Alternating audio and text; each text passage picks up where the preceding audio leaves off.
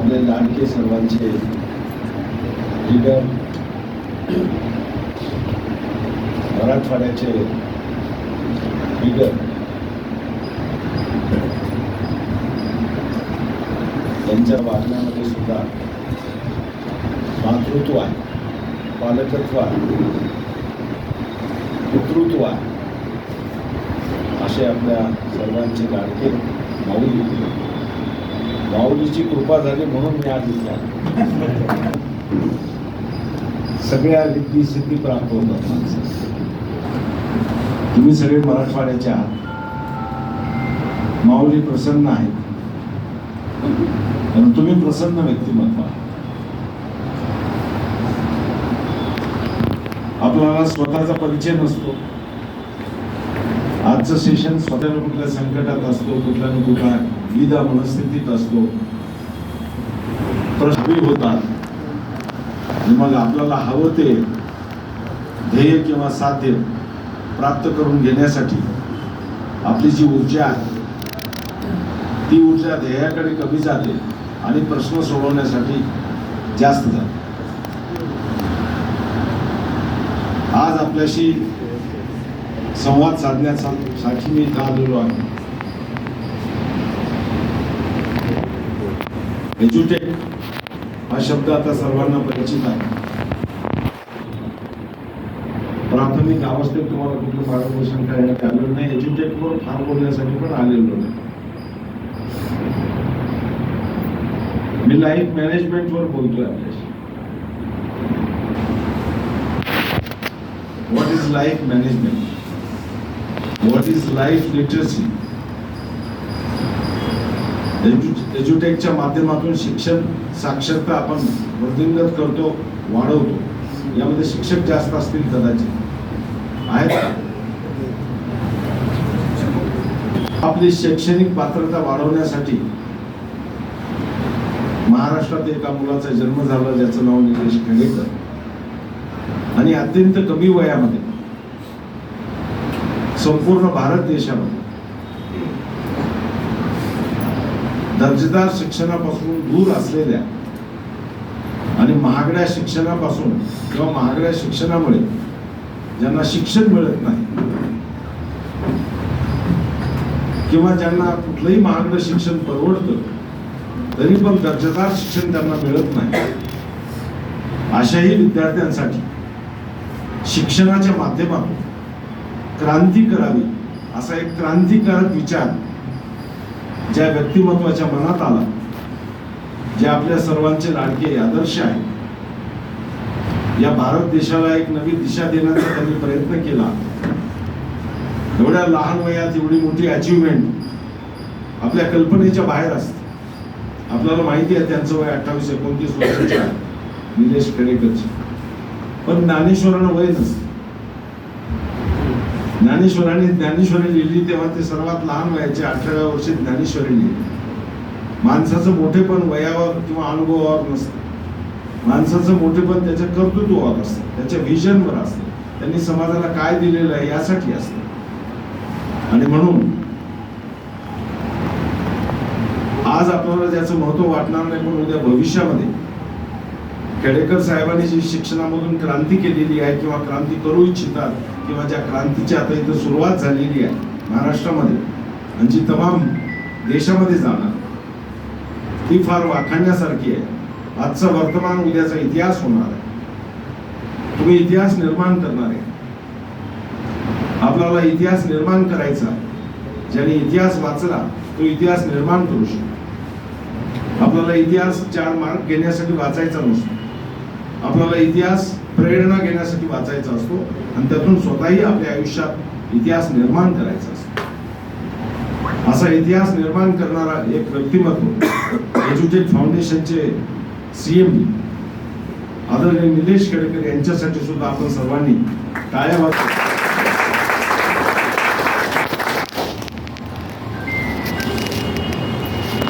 ज्या पुरुषोत्तमामुळे आज आपण इथे जमलो आहोत, ज्यांच्या कार्यामुळे हजारो लाखो लोक उद्या स्वतःसाठी रोजगार पण शोधतात, स्वतःचा संसारही चालवतात आणि आपल्या संसारातल्या अडचणीही सोडवतात, आणि कोट्यावधी मुलांच्या जीवनामध्ये ज्ञानाचा प्रकाश पेटतात.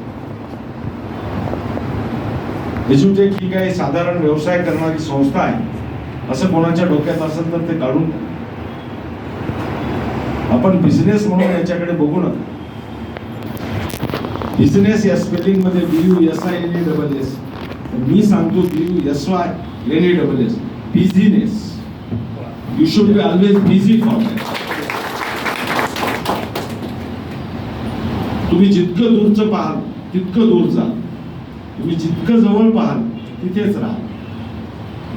म्हणजे दूरदृष्टी, डोळे सगळ्यांना असतात पण दृष्टी फार कमी असते आणि दृष्टिकोन फार कमी लोकांना असतो. आपल्या डोळ्यांपासून आपल्याला दृष्टी मिळावी आणि त्यातनं एक दृष्टिकोन निर्माण व्हावा जीवनाकडे पाहण्याचा, हा सगळा उत्तम योग आज इथं निर्माण झालेला आहे. आणि दृष्टिकोन किंवा दृष्टी निर्माण व्हायची असेल, विजन निर्माण व्हायचं असेल तर त्याला शिक्षणाशिवाय कुठलाही पर्याय नाही. काल माऊली घरी आले होते 4 दिवसापूर्वी माझ्या नांदेडला. डॉक्टर सुजित येवलेकर सोबत होते. भगवद्गीता या विषयावर आमची चर्चा झाली. आपण भगवद्गीतेकडे एज्युटेकचे सभासद म्हणून कसे पाहता मला माहिती नाही. मी कसा पाहतो हे तुम्हाला सांग. महाभारताचं युद्ध इसवी सनापूर्वी 2300 वर्षापूर्वी झालेलं. मी तुम्हाला तुमचा स्पेक्ट्रम मोठा करून दाखवला. तुमच्या विचाराच्या, तुमच्या बुद्धीच्या, तुमच्या मनाच्या, तुमच्या कल्पनेच्या, तुमच्या विजनच्या कक्षा मी जास्तीत जास्त रुंदावण्याचा प्रयत्न करतो. आपण जिथं जन्मलो, जिथं वाढलो, जे काम आपण करतो, ज्या शहरात राहतो, ज्या गावात, ज्या राज्यात राहतो, या देशाचे आपण नागरिक आहोत. हे जग खूप आता लहान झालेलं आहे. विज्ञान आणि तंत्रज्ञानामुळे तुम्ही आता ग्लोबल सिटीजन झालेला आहात. का माहित खेडेकर साहेबांच्या डोक्यामध्ये ग्लोबली एखादं काम करायचं असेल तेव्हा तुम्हाला कदाचित परदेशात जाऊन सुद्धा काम करावं लागेल. छोट्या मोठ्या गोष्टीसाठी काम करू नका, मोठ्या गोष्टीसाठी काम करा. मोठं होणं सोपं आहे पण मोठे पण टिकून ठेवणं खूप अवघड आहे. फार काही लोक फार मोठे होतात, लवकर होतात. मोठे म्हणजे लौकिक असतात. 4 पैसे कमवले, गाडी घेतली, घोडी घेतली, बंगला घेतला, लग्न झालं, मोठ्या कष्टाने 4-2 मुलंही झाली. आता 4-2 मुलाची तर काही आता परिस्थिती राहिली नाही. एखादी झालं तरी माणूस थांबतो. झालं, संपलं, लाईफ संपला. काय 4 पैसे अजून जमवले, बँकेत टाकले. ते इतकं छोटं नाही, हे फार मोठा विषय आहे. सगळ्यात आधी मी तुम्हाला असं सांगेल की यू लव्ह युअर सेल्फ. तुम्ही खूप प्रेम करा स्वतःवर. आपण तेव्हा तो 100दा पाहतो. मी कशी दिसते, मी कसा दिसतो, मी कशी दिसते, मी कसा दिसतो.